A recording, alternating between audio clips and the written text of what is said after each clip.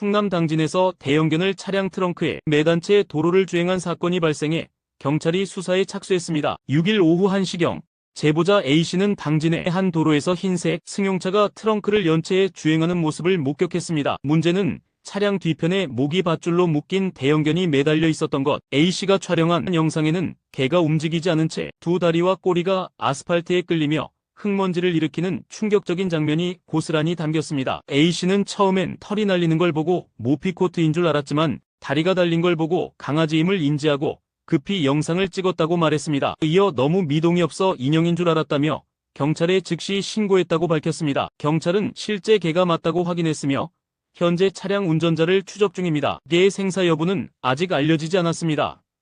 80대 자산가와 재혼 후 56억 원을 가로챘다는 의혹을 받았던 60대 여성이 경찰 조사 결과 무혐의 처분을 받았다. 7일 인천경찰청 반부패경제범죄수사대는 특정경제범죄가중처벌법상 사기 혐의로 고소된 A씨와 그 사위에게 혐의 없음 결정을 내렸다고 밝혔다. A씨는 지난해 사망한 80대 남편 B씨의 계좌에서 사위와 함께 총 56억 원을 인출해 가로챘다는 의혹을 받았다. 고소인은 B씨의 아들로 치매에 걸린 아버지가 속아 재산을 빼앗겼다고 주장했다. 하지만 경찰은 B씨가 재혼 후 A씨에게 모든 재산을 물려주겠다는 취지의 유언장을 공증한 점 등을 근거로 사기 혐의를 입증할 증거가 부족하다고 판단했다. 경찰 관계자는 수사는 마무리됐고 구체적인 무혐의 사유는 공개할 수 없다고 전했다.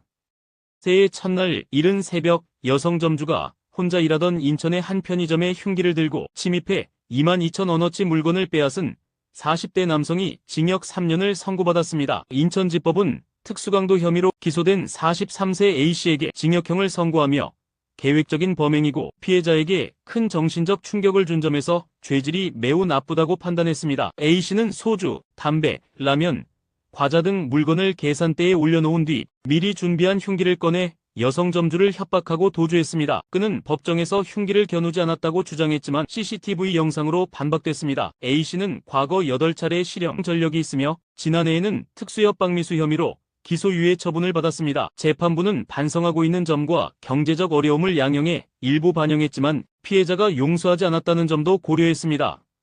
회사 회계 업무를 맡아온 50대 남성이 11년 동안 총 67억 원을 횡령한 혐의로 항소심에서 징역 9년을 선고받았습니다. 수원고법은 원심보다 3년 늘어난 형량을 선고하며 수년간 쌓은 신뢰를 악용해 장기간에 걸쳐 거액을 횡령한 점에서 죄질이 매우 나쁘다고 판단했습니다. A씨는 2012년부터 2023년까지 회사 계좌에서 자신의 계좌로 돈을 빼돌리는 방식으로 66억여 원을 횡령했고 어음을 임의로 발행해 1억 2천만 원의 이익도 챙긴 것으로 조사됐습니다. 비록 A씨가 일부 자금을 다시 입금해 실질 피해액은 약 23억 5천만 원으로 줄었지만 피해자는 심각한 경제적 정신적 고통을 겪고 있고 A씨는 호화 생활을 유지하며 피해 회복 노력도 없었다는 점에서 재판부는 원심보다 무거운 형량을 선고했습니다.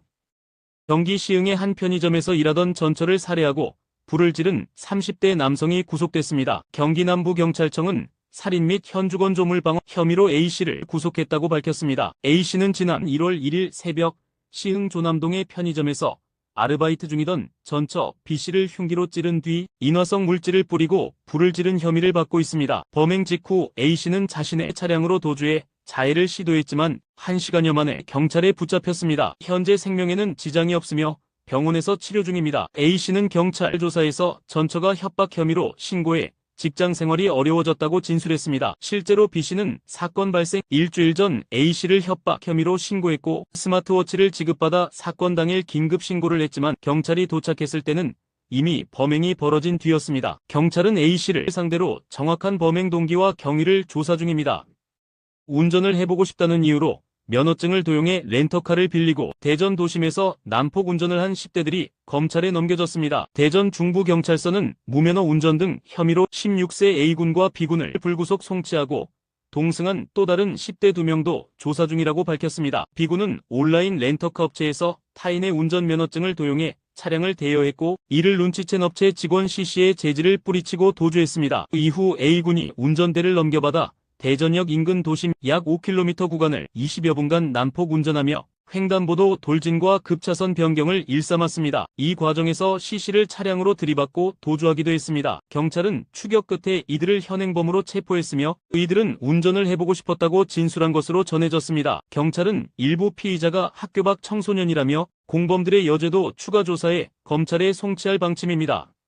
경기 부천의 한 노래방에서 50대 여성을 살해하고 시신을 야산에 유기한 30대 남성이 법정에서 모든 혐의를 인정했습니다. 7일 수원지법 부천지원에서 열린 1차 공판에서 피고인 A씨 33일 변호인은 살인, 절도, 시체 유기 등 모든 혐의를 인정한다고 밝혔습니다. 검찰은 A씨가 공황장애로 정신과 약을 복용 중이라는 점을 들어 재범 우려가 있다며 전자발찌 부착 명령을 재판부에 요청했습니다. A씨는 지난 2월 13일 오전 7시경 부천의 한 노래방에서 50대 여성 B씨와 술을 마시던 중 다툼 끝에 B씨를 폭행하고 목을 졸라 살해했습니다. 이후 피해자의 팔찌, 반지, 신용카드를 훔쳤고 해당 카드로 기름과 담배 등 총 126만 원 상당을 9차례 결제한 사실도 드러났습니다. 다음 날인 2월 14일 그는 인천 서구의 야산에 피해자의 시신을 유기한 혐의도 받고 있습니다. A씨의 다음 공판은 5월 12일 예정입니다. 충북 청주에서 아내를 흉기로 찌른 50대 남편 A씨가 경찰에 붙잡혔습니다. 청주청원경찰서는 7일 A씨에 대해 살인미수 혐의로 구속영장을 신청했다고 밝혔습니다. A씨는 전날 오전 청원구 내수읍의 한 빌라 주차장에서 아내 B씨를 흉기로 찌른 혐의를 받고 있습니다. 사건은 B씨가 남편의 외도에 격분해 내연녀 C씨의 집을 찾아가 야구방망이로 위협하며 소란을 피우면서 발생했습니다. B씨는 현장에 나타난 A씨에게도 방망이를 휘두른 것으로 알려졌습니다. 경찰은 A씨가 차량에서 흉기를 미리 챙긴 정황 등을 근거로 처음 적용했던 특수상해 혐의를 살인미수로 변경했습니다. A씨는 우발적 범행이었다고 주장하고 있습니다. 피해자인 B씨는 병원으로 이송됐으며 생명에는 지장이 없는 상태입니다. 경찰은 A씨의 살인 의도와 사건 경위를 추가 조사 중입니다. 경기 안성시 서울 세종고속도로 공사 현장에서 발생한 교각 붕괴 사고와 관련해 사고 당시 사용된 장비가 전진형 빔 런처였던 것으로 확인됐습니다. 이 장비는 원래 전진 방향으로 거드를 설치하는 용도지만 사고 당시엔 후진하며 작업 중이었고 경찰은 이 방식이 적절했는지 조사 중입니다. 경찰에 따르면 전진형 장비도 후진은 가능하지만 후진하며 시공하는 것이 안전하고 적절한 절차였는지 여부가 핵심 쟁점입니다. 전진형은 왕복형보다 설치 기간이 짧고 저렴한 것으로 알려졌습니다. 사고로 10명의 사상자가 발생했으며 현재 시공사와 하도급사, 발주처 관계자 등 7명이 업무상 과실치사상 혐의로 입건됐습니다. 경찰은 부상자들에 대한 조사도 이어가고 있습니다. 이 사고는 지난 2월 25일 오전 9시 49분 서울 세종고속도로 세종포천 구간 청룡천교 공사 현장에서 발생했으며 작업자들이 상판 붕괴로 추락 매몰돼 4명이 숨지고 6명이 다쳤습니다.